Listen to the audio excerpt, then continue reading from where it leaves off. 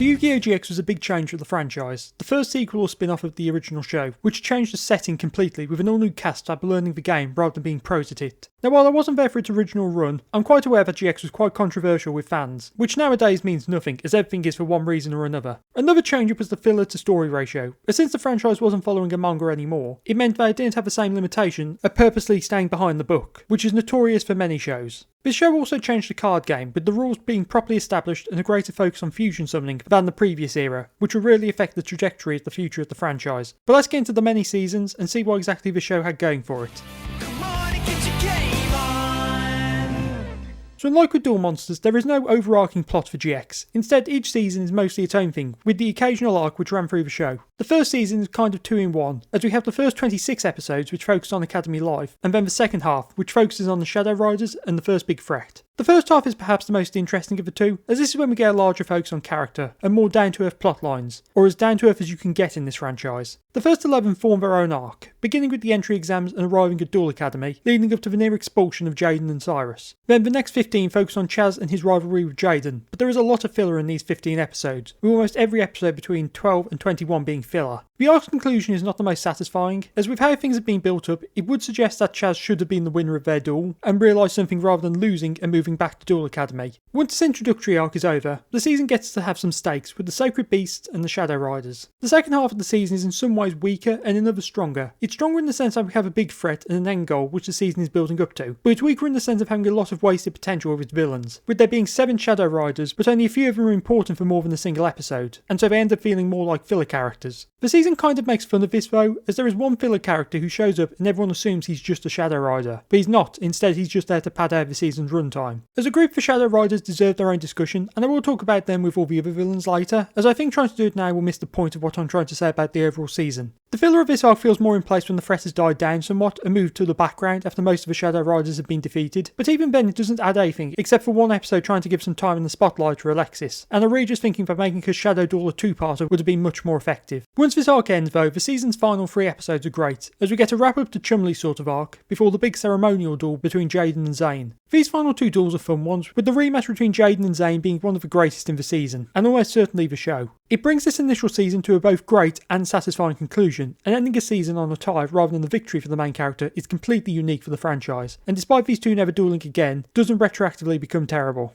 The second season would have a similar format to season 1, but would have a stronger sense of an overarching plot, but would still suffer from a bit of a filler problem towards the start. Plus the Gen X tournament in the second, which serves little purpose in the grand scheme of things, or at least in the dub. I think the filler is somewhat better handled here, as a lot of it is built into the overall plot better, and so we get a lot of characters who use like the Shadow Riders, but aren't given the same importance, and so it doesn't take much away from them as villains overall. The initial episodes focus on Jaden's downfall, as he loses the ability to duel following his loss to Asta Phoenix, and so we get a stretch in which he's barely in it. This is the most filler-heavy part of the season, as once Jaden can duel again following his meeting with the Neo-Spatians, he returns to Duel Academy and ends up being lost on the island for what feels like a long time, but it's really only 3 episodes. Although I am confused how he managed that given where he first arrived on the island. Somehow this man got lost on the beach, which has a direct route to Duel Academy, or should probably have students there, because we saw the beaches used in the previous season. In fact, within the last dozen episodes, I think. He does eventually return, and the plot gets moving from there, but during the filler that he was away for, Chaz fell under the influence of the Light of Destruction and Sartorius, with him soon bringing others under its power. The season does move slowly after that though, with Sartorius slowly taking over. A trip to Domino City and the Gen X tournament as mentioned before. The Domino City section is the best part of this season because we get a lot of nostalgia, alongside this being where the serious situation feels like it's at its most tense prior to the final few episodes, due to Sartorius actually succeeding to a degree with Cyrus and Hasselberry's lives being on the line. Plus the society having forced everyone out who hasn't been taken in by its power. The Gen X tournament feels completely pointless, as why bring characters to the island? Only one of them is important to the grander plot, and there would definitely have been easier ways to bring him in. The only thing that really comes from it is that it allows Chaz to free everyone from the society after being saved by Jaden, but then you don't really need a tournament for him to do that. And so the tournament really only exists to allow characters to have an excuse to duel others as they have to duel. But that's not a good reason in a world which is entirely constructed around dueling, with people always being able to challenge anyone at any time. It does play into Zane's arc though, with him having a duel against Atticus, but that could have been better handled as its own thing, although I will admit that his later duel against Cyrus is a great one. We'd also get Blair's return, but that has no impact until the next season, and even then her being introduced here mostly serves to allow her to crush on Chaz rather than anything narratively important. The duels against the big bad of this season are stronger though than the previous one, as Sartorius is a much stronger threat due to actually having screen time prior to the duels, including having duelled a few times already in which he beat Chaz and Hasselberry, and then the final duel is upped in tension by him having just beaten Asta, who was at the peak of his power at this point. I do admit that there is one problem I have with this final duel, and that's stuff that's happening around it, as we have Neos and Hasselberry trying to destroy the satellite which Sartorius is going to use to brainwash the entire planet. But the problem with it is that we get Hasselberry as a cartoony dinosaur that goes into space, which kind of ruins the tension, as a cartoony dinosaur both feels out of place and just sort of destroys the logic of what's happening. It's definitely got the same sort of sense that we got with Yugi and Bakura from the end of Duel Monsters, where the two events are intertwined, although with how things play out it makes it feel like the duel was more a delaying effort rather than the solution. Despite that problem, Season 2 is definitely a step up from Season 1. While it still has its problems, notably from the amount of filler, the general structure is an improvement, with the threat being established early on, and so we don't end up getting underdeveloped and disappointing villains who had potential but were wasted.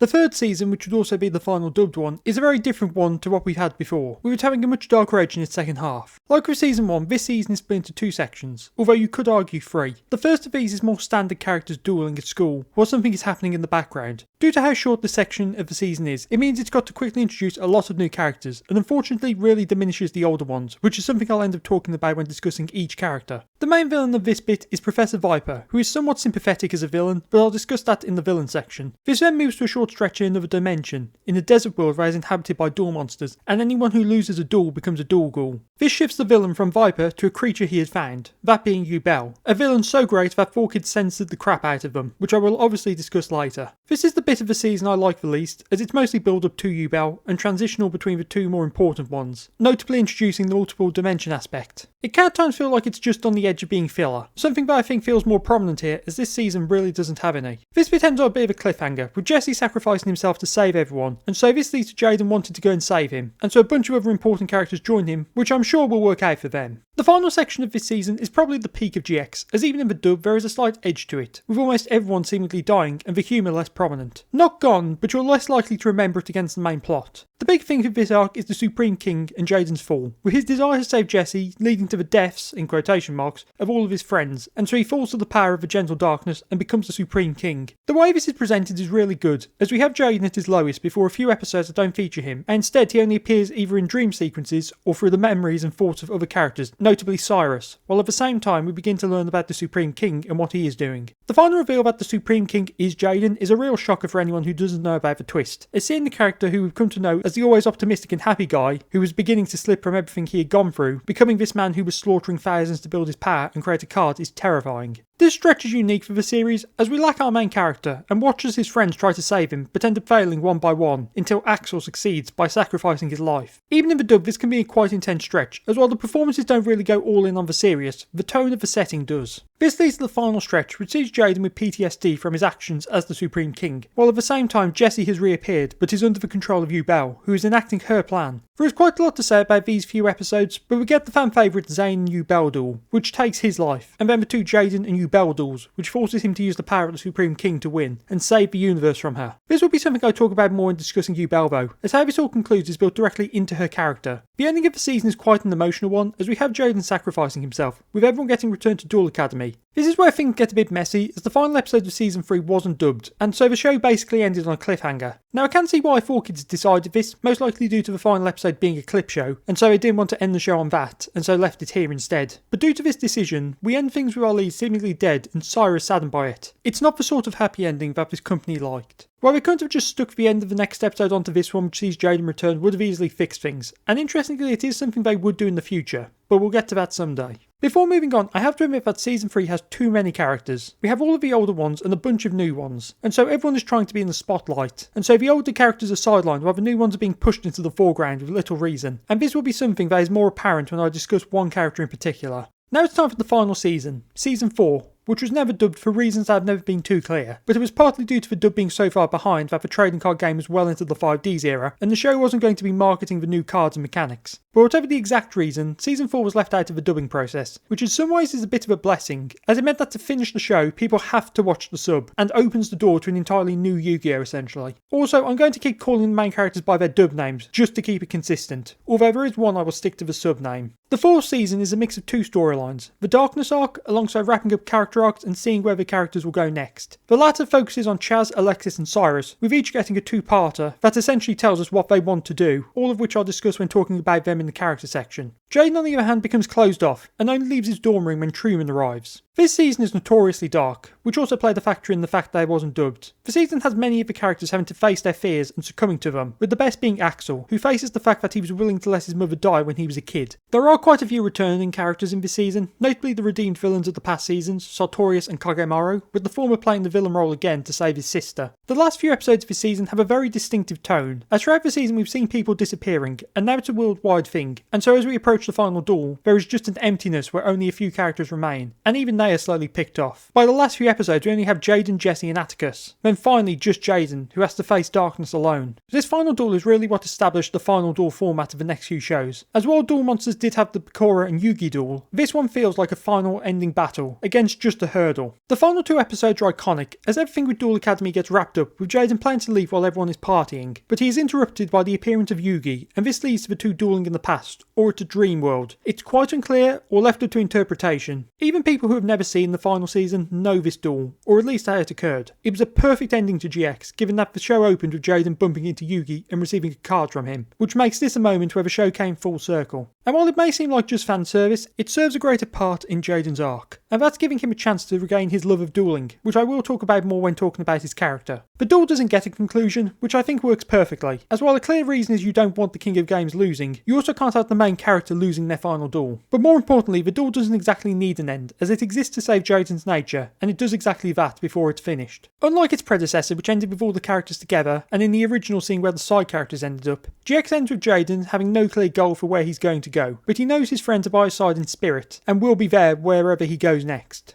I will admit that Season 4 is probably my favourite season of all of Yu-Gi-Oh! Part of that is due to the fact it was never dubbed, and so I had no choice but to watch it in the original Japanese, which means I got the full darker tone. But I do also just quite like the plot, as it pulls elements from the early seasons that didn't get a full conclusion, notably the abandoned dorm stuff, and uses them to build a world-ending plot. Combine that with the eerie tone we get in several episodes as people slowly disappear, and we get a season that feels big and small at the same time, which works oddly well to give us a great final season. I think when compared with other seasons of the franchise, there is a lot of relatability here too with the characters, as they are ending their time at Duel Academy and moving forwards into the unknown future. It's a more personal danger introduced alongside the grander threat.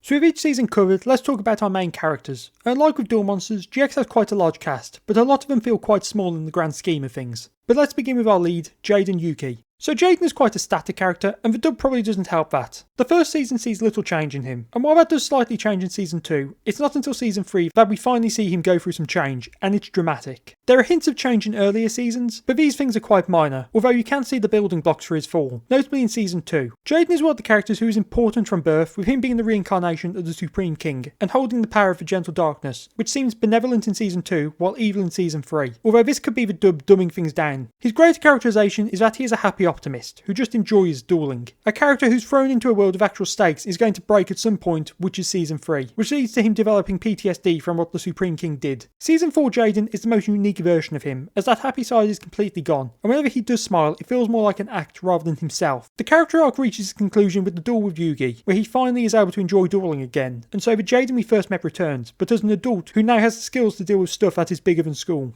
Cyrus Truesdale is next up, and is the character who showed the most obvious storyline at the start, which kind of faltered out towards the end. At the start, Cyrus is a timid guy who has always been in the shadow of his older brother, Zane, and due to him not understanding his brother's words, thinks he's useless as a duelist, and probably overall. His arc is quite straightforward. It's first a matter of gaining confidence through dueling and moving up the school ranks before dueling his brother, before finally being pushed into the background by the new best rank character. So yeah, the arc itself was quite slow at first, and Cyrus only getting 2 duels in season 1 and only 3 of note in season 2, which ended with his duel against his brother, but by season 3 he's kind of been replaced as the sidekick, and so that arc is put on hold until season 4, and since he has only 2 episodes of focus, it's wrapped up very quickly. His surpassing as Zane is quite great to see, but it was missing something, mostly due to Zane's sudden return from the dead, and the sidelining of him in the previous season. Cyrus is also sadly only the tip of the iceberg for characters with potential who got sidelined. Let's talk about Chumley Huffington now, Jaden and Cyrus's roommate in Season 1. Chumley is one of the few characters who got an arc that paid off without getting sidelined due to him only being in a single season, and even then it's quite in the background unless the episode itself focuses on it. He only gets 2 focus episodes which are very far apart, the first being showing us his family dynamic with his father, and the later his ability of making dual monster cards with him getting a job at Industrial Illusions. It's a fine arc but it's very much in the background of the show, which is a bit weird for one of the main 3, but they still did more with him than Tristan I suppose, plus he is a very funny character.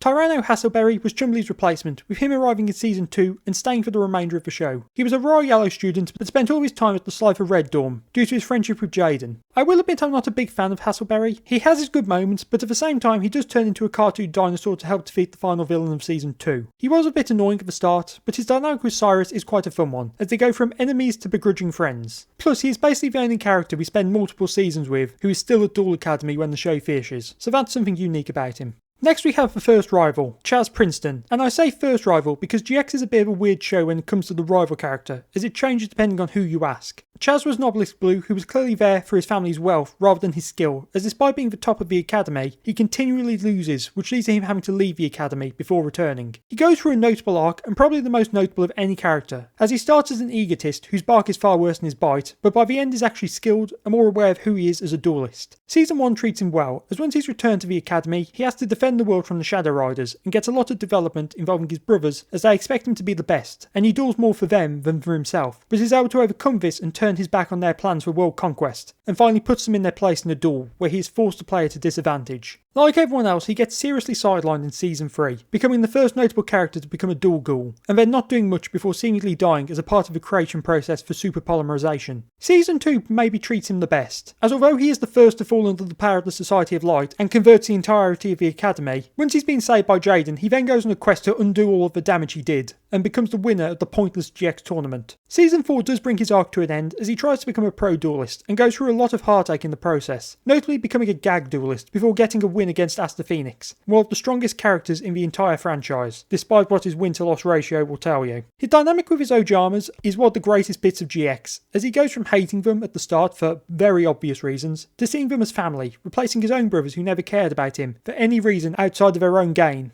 Bastion Masawa is a character who I didn't know which section to put him in, as he was a main character who quickly got forgotten about. When first introduced, Bastion was shown to be an intellect, someone who would study someone to find out how best to defeat them, and carries around 6 decks to deal with any situation. Someone who fits perfectly into the idea of the academy setting. But following his duel with Jaden, he really loses his edge, and quickly becomes a joke. He's one of the people tasked with defending the spirit keys, but loses his only duel, which is played mostly for laughs. Then in Series 2 he barely duels, and his arc becomes that nobody cares about him, or shows him any respect. And while there is something interesting to it, notably where he could defeat Chaz but his desire to be popular causes him to throw the duel, he continues to be the exact same character, even after becoming a member of the Society of Light. This is all worsened by him not getting a dedicated episode in which his mind is freed. Instead, he just changes his mind after choosing to be a scientist and work with Eisenstein, leaving the academy behind him. He does briefly return in Season 3 to help with some science stuff, but then decides to stay with the love of his life, and that's it for him. Bastion is just an abysmally handled character. Next we have the girl of GX, Alexis Rhodes, who like most female characters in Yu-Gi-Oh! Is badly handled. Season 1 doesn't do all that much with her, as she has an arc involving her missing brother that is very much in the background, as she doesn't search for him and basically just comes across him after he's defeated at the hands of Jaden, where he's under the power of Night Shroud. Her dynamic with her brother isn't very prominent until the very end of the season and for early Season 2, with it being extremely comedic, with her often frustrated at his actions, which are basically all embarrassing things. Like everyone else, she is completely sidelined in Season 3, with her kind of being replaced by Blair at one point, and then is sent to the stars and so isn't really in the second half. Season 4 ends her arc by after years of her dueling decides she wants to be a teacher.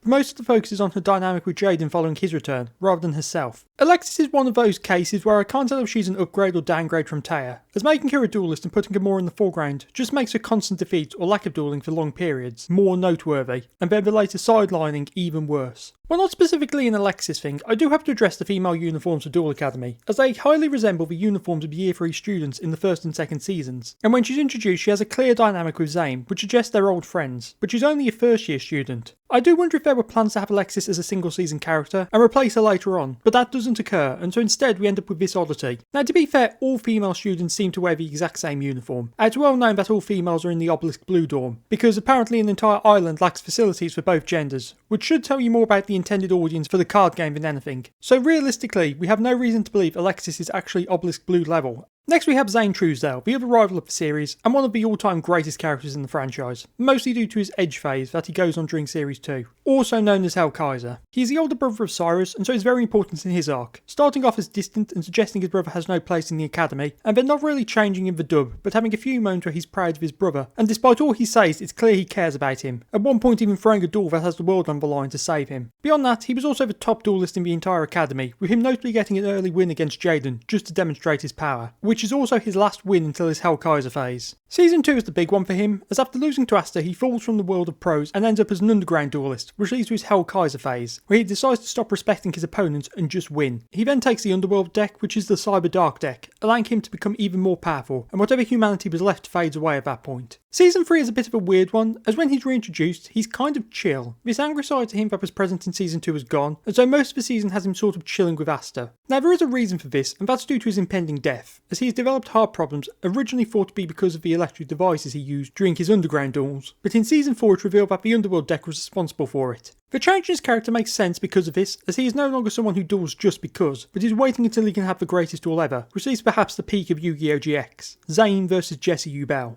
A duel he loses, but not without an incredible fight, which leads to his death, and the only one that doesn't return at the end of Season 3, until they retcon that in Season 4 and have him show up randomly off screen, which kind of defeats a lot of the emotion behind that duel. His return in Season 4 is very controversial to say the least, as he got a perfect ending where his drive for power killed him, and in his final moments was able to regain his humanity, finally respecting his opponent again. But with Season 4 bringing him back, it takes away from this, and is entirely there for Cyrus's arc. This is where the reveal that the Cyber Darks were the cause of his heart problems is revealed, and he spends most of the season recovering, bar an attempted duel that nearly finishes him off. Zane is one of the strongest characters, who even in the dub is great, but that final season really takes away from his true final moment in Season 3.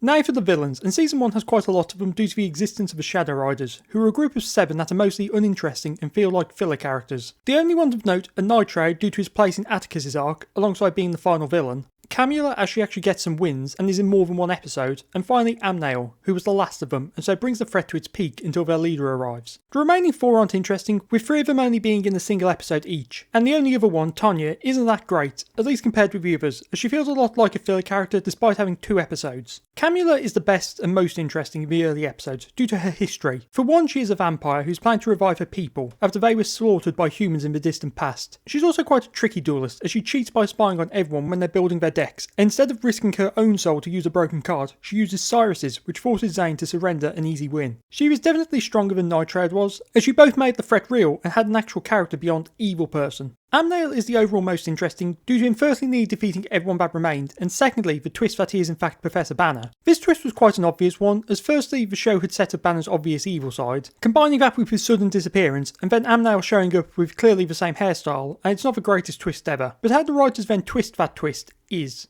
So Amnail wasn't evil after all, and was simply toughening Jaden up for a battle against the big villain, Kagemaru, by setting challenges for him and then dueling him in the most intense duel he'd ever been in. First by breaking his self-confidence and then pushing him to be better than ever before. On the other hand though, the big bad of the season is a letdown, as Kagemaru is an old man who wants to use a sacred beast to give him power, and while we do get the core robot dueling until his body has been healed, he doesn't have any interesting backstory, and so is basically as interesting as most of the fodder we've seen before. Season 2, as I've said before, was a big step up, with Sartorius, a great villain who had the ability to see into the future, and so is always calm and in control, no matter how things turn out. At least until Jaden duels him and shows he's more powerful than fate. Most of what makes Sartorius memorable is his presence, with an excellent vocal performance that has an incredibly creepy tone to it. A lot of what he does is manipulation, with him toying with his opponents and combining that with several duels makes him an actually villainous force. The twist that he is actually just a puppet of the Light of Destruction does make him somewhat sympathetic, especially once we get flashbacks and the good side of him making appearances, fighting against the evil that now uses his body to take over the world. I think he's the villain who is best translated, as the others end up being not that great or losing too much in the process.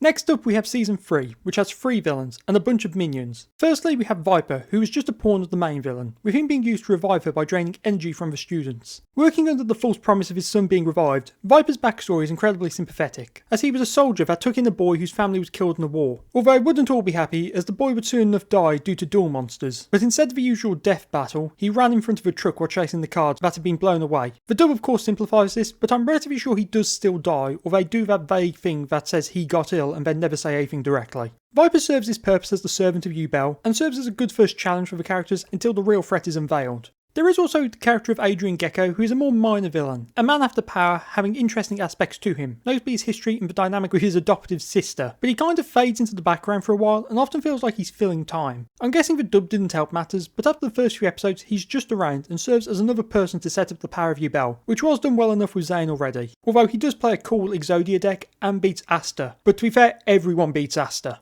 I have very similar feelings about the several Dark World generals who serve as soldiers for the Supreme King but are only one episode villains and set up the world rather than acting as characters in their own right. So now for Yubel, the big bad of this season. I could talk about the Supreme King, but he's less a character and more a state of mind for Jaden. So Yubel, as I mentioned, is kept in the background from the start of the season, before making herself known during the second half, notably using other people's bodies as hosts while she builds up power. And yes, I will call her she because I'm used to it. But why I have to say this, I will talk about later, when it's far more important. Backstory is also very important with Yubel, as she was tasked with protecting the Supreme King and therefore later Jaden, with her taking the form of a dual monster card that would attack anyone who made Jaden sad, which happened a lot with his dueling skills when he was a child. Because of this, she was sent into space where she encountered the light of destruction that corrupted her and turned her sadness at the person she was tasked with protecting. She would be found by Viper when she returned to the Earth and then would use him until getting her hands on the sacred beasts, but not getting to complete her duel with Jaden, and so would have to change her plans slightly. The last few episodes are the notable ones for her, as she fades into the background during the Supreme King stuff and only makes herself known again with the Zane duel, at this point possessing Jesse to get back at Jaden. Ultimately we get the two duels between Jaden and Yubel, with Jaden re-accessing the power of the Supreme King and sacrificing himself to stop Yubel by fusing the two of them with super polymerization. So here's where I have to talk about the dub changes, as with Yubel they are substantial and completely change aspects of the character. First of all, the main change was to Yubel's gender. So I've been calling her female mostly throughout, as that's what I'm used to, as it's in the dub, but in the Japanese it's left a lot more ambiguous. This reflected clearly in her design, which is a bit of a half and half, while in the dub she's entirely feminine. I'm not completely sure of the entirety of the reason for this change, but a lot is to do with gay connotations due to the presence of Jesse, something I will talk about more when discussing him. But in short, in the Japanese, the relationship between him and Jaden is closer than that of friends. This combined with the gender fluid nature of Yubel led to heavy censorship. Firstly, Yubel was made definitively female, and during any scenes where she's speaking through someone, they would put a purple aura around her just to make it clear, this being most prominent during any lines that could be interpreted as somewhat romantic or flirtatious or you know what I mean. But saying that, her dialogue was of course dialed down a lot as well. The romantic obsession with Jaden was gone, and instead she was just mad and angry at him. Really, the dub versus sub Yubel discussion is something that is worth its own video, as while censorship has hindered Yu-Gi-Oh a lot over its life, I think she's one of the most damaged aspects because of it, changing one of the most interesting characters into something incredibly simplistic. As for season 4, there is little to say about Yubel, as she barely appears. Most of her representation is through her powers being expressed through Jaden, allowing him to summon Neos for real notably, as well as being aware of things are not quite right here. She does make a few appearances, but there were clearly too many other things at play in this season to really explore her and Jaden's dynamic much further, which I think was very important at this point given what happened between them the last time we saw them. The final villain is Darkness, or as he's known in the dub, Nitrade, who is more in the Zork embodiment of evil villain rather than the evil corrupted characters we've had up to this point, although he does have the same build-up of being a recurring side villain who takes over the grand villain role at the end. Due to the short length of the final season, he is mostly in the background operating through the Trumans, who slowly send people to Darkness's world. His overall plan is to use the inner darkness in people's hearts to bring everyone into his world and eliminate all suffering. To be fair, I've never completely understood his plan, as unlike others it's quite complex and is a bit rushed due to the season having to do so much with its characters in such a limited time, while also having a finale scale villain. I do enjoy Darkness, and despite only having a single duel as himself, plays an incredibly cool Darkness deck, but was underserved by the limited runtime of the season, and so is definitely more memorable when he's controlling characters rather than as himself. So with the villains discussed, let's talk about the side characters of GX, and this show has a lot, due to the third season introducing quite a few early on. We'll start with the Academy teaching staff, as they are present throughout, with there being 3 of note. Technically there is also Banner, but I've discussed him as Amnail. So we'll start with the show's most famous professor, Mr. Crowler. Did you just call me Mr.? Professor Crowler. So Crowler is an iconic character whose entire character is based around a joke that has aged quite poorly, but is still hilarious. Now there is far more to him than just the joke, notably his dynamic with Jaden, as the two have a very bad relationship, due to Jaden first beating him in a duel while being a Slifer level student, and then slacking through class, with Crowler trying to get him expelled at every twist and turn. These mostly give us comedy focused episodes, with several having a bit of tension, but as the show proceeds things change, and Crowler begins to like Jaden. He defends the Slifer dorm at one point in the duel, but it's season 4 which gives us Crowler at his peak, when he's looking over the pictures of the leaving students and grows sad to the point of tears because he's gone from someone who didn't like any of them to someone who adored them all, with him planning to fail every student so they don't actually have to leave the academy, with him having a rematch with Jaden to decide the fate of every student, and allow Crowler to finally open up to all of them. Next is Chancellor Shepard, the Chancellor of the Academy and probably the most irresponsible person at the entire school, as he seems to lead all the students into deadly situations with more knowledge than they have, notably when he uses students to fight the Shadow Riders, and later with the Ubel stuff. He is a very funny character with a bombastic performance and deep voice, but isn't the most complex, and I think that's a bit of a dub problem, as there are clear moments where he shows greater depth than he's characterised to have, notably his history with Zane. He leaves Duel Academy in between his first and second seasons, allowing Crowler to take over, but he does return, and so we get Crowler having to share the role of Vice Chancellor.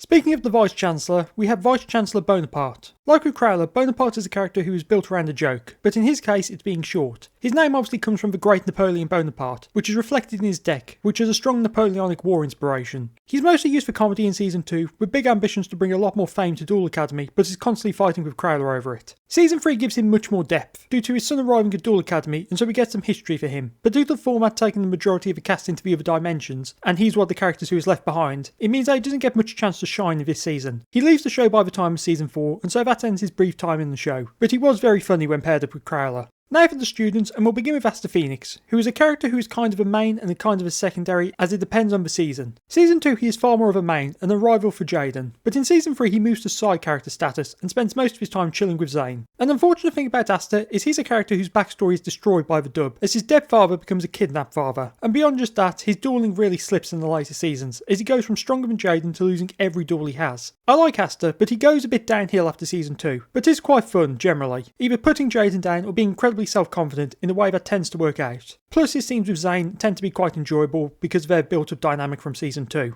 Next is Atticus Rhodes, the older brother of Alexis. So Atticus is quite an interesting case as he doesn't ever get a storyline, but he kind of has some stuff here and there, but is generally a comedic supporting character, mostly with Chaz and Alexis, which gives us some great moments. He is a friend of Zane, and this implies that he's 2 years older than Alexis, and that he spent the last 2 years catching up on what he missed, what he was missing prior to Season 1. Season 4 is obviously the best one for him, as that gives him a lot more to do, due to us finally getting the backstory of how he became Nitrade. While we have been told a few details before, and Banner's influence in that history, this season gives us the details. What happened was that he found his friend Fujiwara trying to gain Darkness's power, and gave him the Darkness Mask as a parting gift. Then after the event with Banner, he was forced to use the power to survive. This section also gives him his only serious duel, where he doesn't use the power of Darkness, as he did have a serious duel against Zane but needed to use the power to try and win, but still failed. But this season gives him his duel against Fujiwara, which is a great duel and has an incredible twist ending in which the duel ends in a tie, but then out of nowhere duel shenanigans occur, and we find out that was all an illusion as he was about to lose. I have to say Atticus is one of the least interesting characters until the final stretch when they finally explore him, made worse by the fact that he had some of the greatest potential in the early days.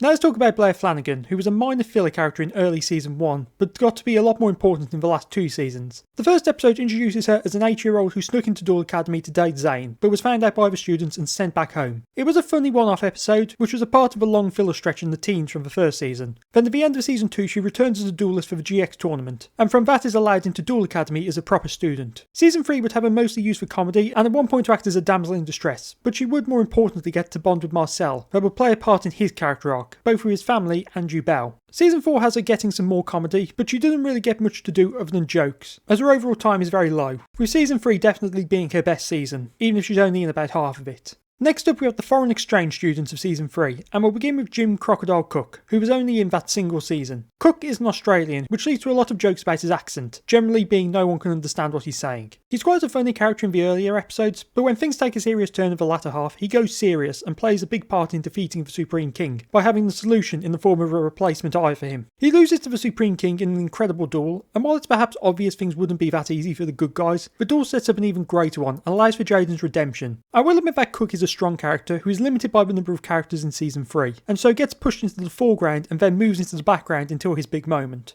Axel Brody is next up and is a much stronger character, as he's quite complex even in the dub. Axel is essentially a soldier, having grown up and being trained to survive in the wild, and so his entire way of doing things embodies a soldier-like mentality, with his dual disc literally being a gun. I mean, it's more a cartoony card blaster, but still, a gun. He was originally tasked with testing Jaden for Viper, but would turn on him and team up with the good guys, helping to keep everyone safe during the time they were trapped in the alternative dimension. Following that, he does become just one of the group for a bit, until the Supreme King arrives, and he essentially becomes the main character for a few episodes, and goes through quite a bit of development. Following Jim's defeat, he gets traumatised and has to get over that trauma to duel the Supreme King, which leads to a great duel, which although he is able to get a tie, his sacrifice allows Jaden to be freed. Axel is also the only new character from this season that got a lot of time in Season 4, with one of the best episodes in all of Yu-Gi-Oh!, in which he duels Truman, which makes him relive a car accident from when he was a kid, and had to choose to save either his mother or father, and he chose his father. The duel itself plays out in the same way, with him having to reenact those same events with his duel monsters, and becomes once more conflicted between his emotions and how he was raised, with him seeing the choice of saving his father as the tactical decision. I knew about this episode for a long time before I actually watched Season 4, and I was blown away by the quality, but the final twist is amazing, as we find out by saving his father, he was able to save Axel's mother, and so despite what we were led to believe, his mother survived, meaning that Axel was just living with the guilt of his decision, not her actual death. Like with other characters, he really only got this one episode in the season, but it's incredible and a perfect ending to his character. Now for Jesse Anderson, and I have to say I do not like him one bit. Like with all the characters introduced in Season 3, Jesse was clawing for screen time and pushing the old mains to the background, but he's by far the worst of them, as he kind of became a second main character, that being of the same level as that of Jaden. So Jesse is another character who is very mangled by the dub, and these changes really add to my problems with him, beyond just the taking the place of the other characters aspect of him. So in the sub, there are heavy implications that Jesse and Jaden are interested in each other, somewhat romantically. This is mostly due to their actions and interactions, with them getting on so well and Jaden risking so much for him. But this is something also very apparent just by his rainbow themed deck. Really, I'm not the best person to talk about this, having only watched Season 3 dubbed, but I'm well aware that the dub tried to distance itself from it as far as possible. This being most notable with Jesse's southern accent, obviously meant to imply he would not be having any of that. This change in their dynamic in the dub just makes it seem like Jaden had turned on his friends with this new guy, which made me easily dislike him. And as things proceeded and Jaden's focus remained, but the implications didn't, it kind of made me dislike Jaden as well, and despise Jesse. These changes of course hurt Yubel as well, as during this stretch that she is using Jesse, the dub team decided to make it clear that any romantic lines by Yubel had to be clearly stated by her, which is what led to the purple aura and the change of voice whenever it happened. Which just sort of leaves this implication that Jesse was always evil, and only occasionally being used by Yubel, given that she literally only pops up on occasion. Season 4 is somewhat of an improvement due to him only being in a few episodes, and so this dynamic doesn't matter as much, and I ended up enjoying their few scenes together, but it didn't improve my overall opinion of the character. Jesse is an overall downgrade in the dub, entirely due to 4Kids wanting to censor the character, due to the era the show is being produced in. But saying that as someone who has only been told about the subversion of Jesse bar Season 4, I can't help wonder if his and Jaden's romantic dynamic is something fans have placed upon the characters, as it is something becoming increasingly common for friend dynamics in fiction to be reinterpreted as romantic. So perhaps my opinion of him would be the exact same for either the dub or sub of the show. So that was Yu-Gi-Oh! GX, quite a rocky ride, which has its baggage, most of which comes from the final season not being dubbed, and the significant dub changes for several characters, weakening them in the process. This was my second Yu-Gi-Oh! Show, and the first that I saw in full, more or less. I still have a lot of nostalgia for it, with me having vague memories of it as a kid, to inspiring a lot of my deck building when I first began to play the game. Yes, I used E-Heroes a lot. But it has its problems that are baked into the DNA, notably the amount of filler episodes early on, and the lack of interest from the writers in most of its characters. There's a good reason why Jaden has so many duels, even compared to other mains of the franchise. It's because he did everything. It was a good follow-up to Duel Monsters, and really pushed fusion, summoning and monsters to the foreground, which would set the precedent for following shows to all have a new extra deck mechanic. It tried a lot of new things and really refined the game and made it actually make sense, which really helped it in the real world. Jaden was a great protagonist, the opposite of Yugi, but was perhaps a bit too good at the game for no real reason. The rest of the characters are generally downgrades, as while they are all duelists, most either only get a handful of duels with terrible win-to-loss ratios, or get forgotten about even when they had great potential. The final season is one of my favourites in all of Yu-Gi-Oh!, probably because there was no option other than the sub, and I will admit that it is probably my favourite overall season of the franchise. I have to admit though, that for all the problems with the dub, it is one of the funniest Yu-Gi-Oh! Shows, if not the funniest. The comedy is almost always great, and you can't really take all that much seriously, which given that we're dealing with a show which had a lot of the darker stuff removed where it was censored, it at least replaced it with humour. It's the most self-contained Yu-Gi-Oh! Series so far. No movie, no previous show that was earlier part of the manga, it's just what it is. 180 episodes of card game nonsense at an academy designed to teach people the game. Definitely the place we all wanted to live at some point in our lives. GX may have been controversial when it first began, but for a lot of us, it is our favourite Yu-Gi-Oh! Or one of our favourites for very good reasons.